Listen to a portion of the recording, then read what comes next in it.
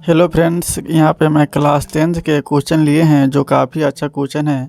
जो हम question bank से लिए हैं, साइंस का ऑब्जेक्टिव लिए हैं। इसमें हम 20 ऑब्जेक्टिव कराएंगे जो काफ़ी भी ऑब्जेक्टिव है।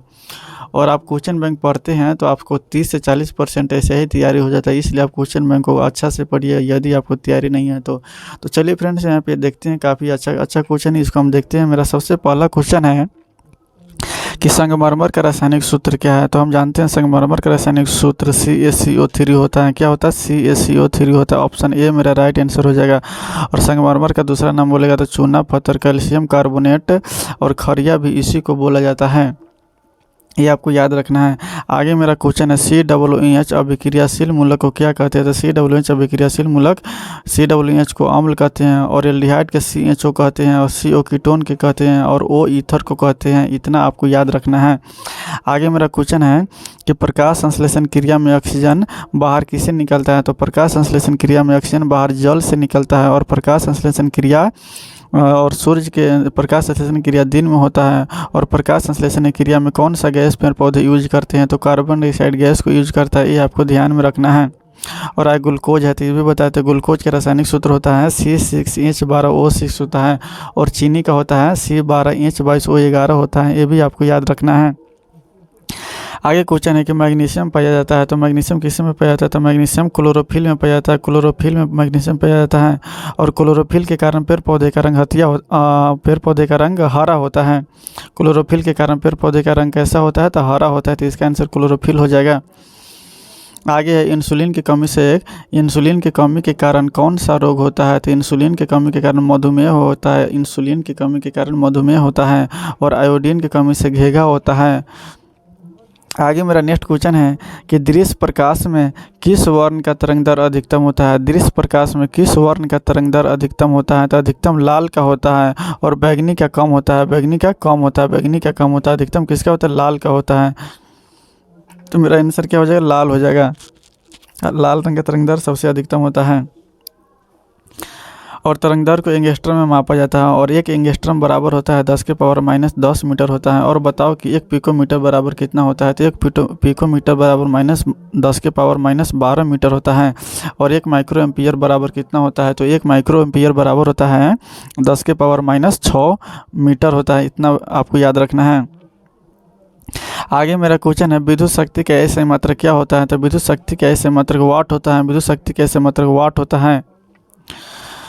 आगे बोल्ट किसका होता है। विभवांतर कैसे मतलब बोल्ट होता है। और ऊर्जा के जूल होता है। और आवेश के कूलम होता है। इतना आपको याद रखना है। और आपको वाट होता है। और वाट से क्वेश्चन है कि वाट से क्वेश्चन आता है कि 1 HP बराबर कितना वाट होता है। तो 746 वाट होता है। आगे मेरा क्वेश्चन है कि विद्युत बल्ब का तंतु बना होता है। तो विद्युत बल्ब का तंतु बना होता है टंगस्टन का बना होता है। और विद्युत हीटर का बोलेगा तो नाइक्रोम का बना होता है। इतना आपको याद रखना है। और लोहा से पूछेगा लोहा की परमाणु संख्या कितना है। तो लोहा का 26 होता है। इतना आपको याद रखना है। और एल्युमिनियम का अयस्क क्या है। तो एल्युमिनियम का अयस्क बॉक्साइट है। बॉक्साइट और क्रायोलाइट है। इतना आपको याद रखना है। इससे रिलेटेड क्वेश्चन जो है बता दिए। काफ़ी VVI क्वेश्चन है। आगे मेरा क्वेश्चन है, चलो इसका हो जाएगा टंगस्टन हो जाएगा।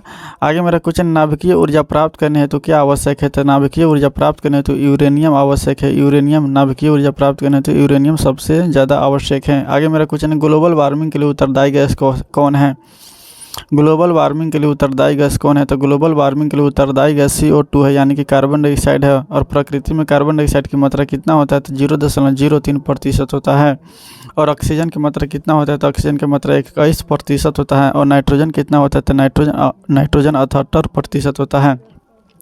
और पूछेगा कि चिप्स के थैली में कौन सा गैस भरा होता है। तो चिप्स के थैली में नाइट्रोजन गैस भरा होता है। जो खाद्य पदार्थ हो खराब नहीं होता, लंबे दिन तक चल सकता है, इसलिए नाइट्रोजन गैस उसमें भरा होता है।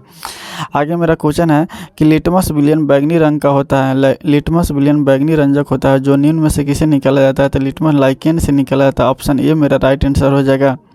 आगे मेरा क्वेश्चन है जब सोडियम हाइड्रोक्साइड जिंक से अभिक्रिया करते हैं तो कौन सा उत्पाद बनता है। तो इसका आंसर ऑप्शन डी हो जाएगा, ए बनता है। आगे मेरा क्वेश्चन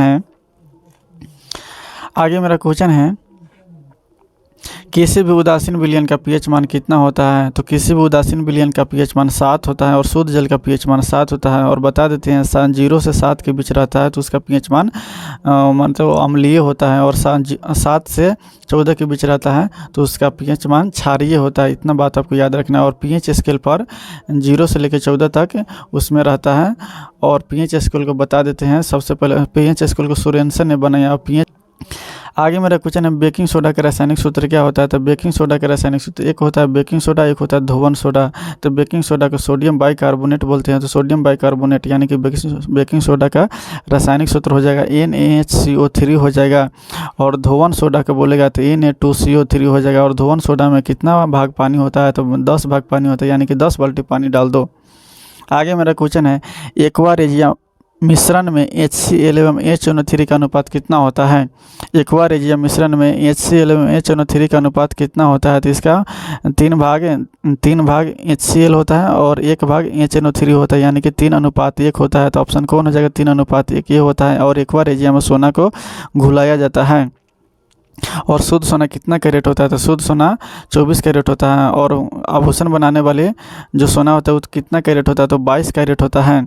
और शुद्ध सोना मुलायम होता है। शुद्ध सोना को 1 ग्राम सोना से लगभग 2 किलोमीटर लंबा तार खींचा जा सकता है। सबसे आघातवर्धनीय होता है सोना। तन एवं आघातवर्धीय धातु सोना है। और सोना ऑक्सीजन से अभिक्रिया नहीं करता है। इतना बात आपको ध्यान में रखना है। आगे मेरा क्वेश्चन है द्विखंडन किसमें होता है? तो अमीबा, पैरामीशियम, लिस्मानिया, ये तीनों में द्विखंडन होता है। तो आंसर क्या हो जाएगा? आंसर डी हो जाएगा। इतना बात आपको ध्यान में रखना है। और ईस्ट और हाइड्रा में मुकुलन होता है। ईस्ट और हाइड्रा में क्या होता है? मुकुलन होता है। जो बात हम बोले उसको कॉपी में नोट करके याद कर लीजिएगा फ्रेंड्स। आगे मेरा क्वेश्चन है कि फूल में नर प्रजनन अंग होता है। तो फूल में नर प्रजनन अंग पुंकेसर होता है। क्या होता है? फूल में नर प्रजनन अंग पुंकेसर होता है। और मादा प्रजनन अंग कौन होता है? तो मादा जयांग होता है। मादा क्या होता है? जयांग होता है। इतना बात आपको याद रखना है। और आगे मेरा क्वेश्चन है कि अंडाणु निषेचित होता है। तो अंडाणु निषेचित होता है फैलोपियन नलिका से। कहाँ से निषेचित होता है? फैलोपियन नलिका से निषेचित होता है। तो मेरा क्वेश्चन हो जाएगा, क्वेश्चन का आंसर हो जाएगा सी हो जाएगा। आगे है अवतल लेंस का आवर्धन होता है। तो अवतल लेंस का आवर्धन m बराबर क्या होता है? तो V/U होता है। क्या होता है? V/U होता है। अवतल लेंस का आवर्धन V/U होता है। और बोलेगा कि आवर्धन का ऐसे मात्रक क्या होता है? तो आवर्धन का मात्रक विहीन होता है। आवर्धन का ऐसे मात्रक नहीं होता है।